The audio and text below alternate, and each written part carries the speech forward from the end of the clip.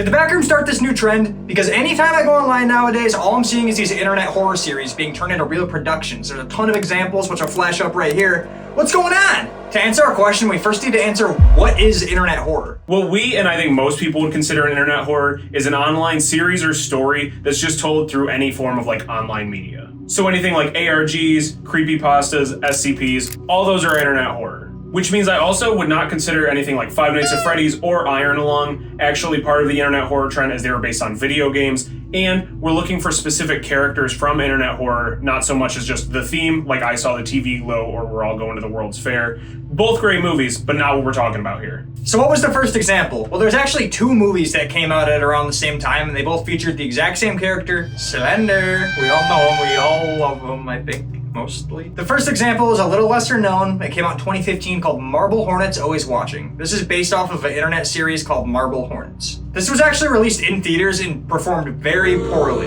However, it was received a lot better than the next one we're about to talk about. That's right. We're talking about the Slender Man movie with Joey King, which came out with an 8% on Rotten Tomatoes. That's bad. That's really bad. Really bad. Really bad. This movie had an especially rough go, partially due to the studio just wanting to avoid any bad press because of the Slender Man stabbing, which I'm sure you're aware of, but if not, in 2014, two 12-year-old girls took their friend Peyton out into the woods and stabbed her 19 times in an attempt to appease Slender. Luckily, Peyton somehow survived, and both of those two freaks were locked up. However, to a lot of people who were not online or like in the creepypasta community at this time, this was their first introduction to not only that community, but Slender Man especially, which is definitely not a good start. I definitely remember when this happened being sat down by my parents and being interrogated. Like, I'm talking like, what do the numbers mean? They're interrogating me on who is Slender? Do you know this guy? You know he's not real, all this stuff. And I'm like, listen, I know. It was a whole thing. It was insane. My parents didn't care. I downloaded the Slender Man game on my parents' home laptop. They never caught me.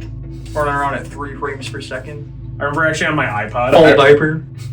I remember on my iPod, actually, I made videos with this super horrible app where it would just make Slender Man pop up on your screen. I went in my backyard and stapled a piece of paper to a tree and ran up to it and was like, and then some really horrible image of Slender Man popped up on the screen. I was like, Are you scared? Oh my god, it was awesome. Due to this, multiple scenes that were actually already filmed and even in the trailers for the movie were cut because the studio did not want to upset too many people. So the movie got cut down to a PG-13 rating. The scenes in the trailer were cut out of the movie. So there's just characters that just go missing in between scenes because they had filmed scenes of them dying, but they could not show them because it was too much, too brutal, too everything. But obviously that is not the only issue.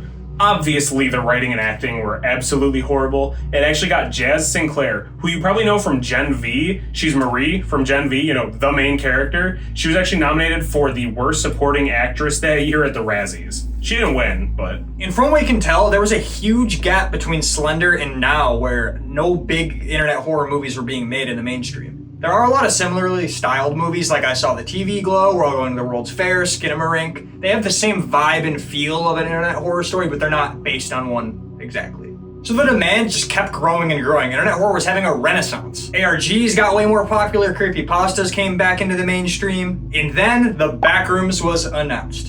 And it was incredibly successful, becoming A24's highest grossing movie ever. Isn't that insane? A24 made Moonlight, Hereditary, Midsommar, all these phenomenal movies, Everything Everywhere All at Once.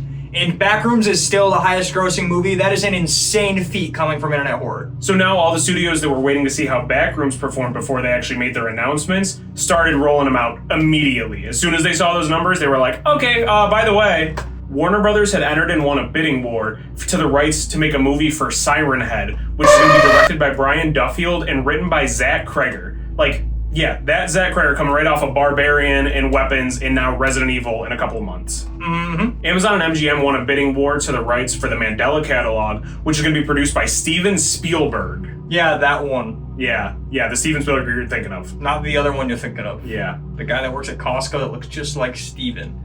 And he's got the same name and everything. And he's even kind of into movies. It's not him. It's the real guy. And Sony's TriStar Pictures acquired the rights to Cartoon Cat. Meow. which if you don't know is another character from Trevor Henderson, which is the guy who made Siren Head. So big week for him. Those as well as multiple creepypasta stories are being made into movies, which we already did a video about that you should go see. Please? Makes it look like internet horror will not be slowing down anytime soon, which I'm not mad about. You're mad about?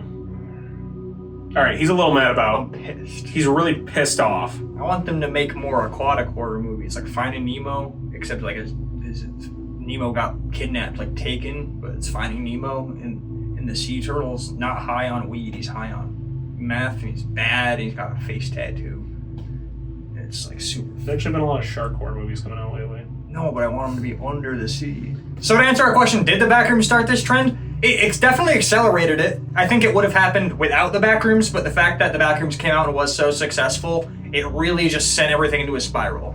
We're super, super excited to see more stuff come out. Please subscribe and like. We're a small channel trying to grow, but we gotta go do stuff. We got stuff to do by now. Bye!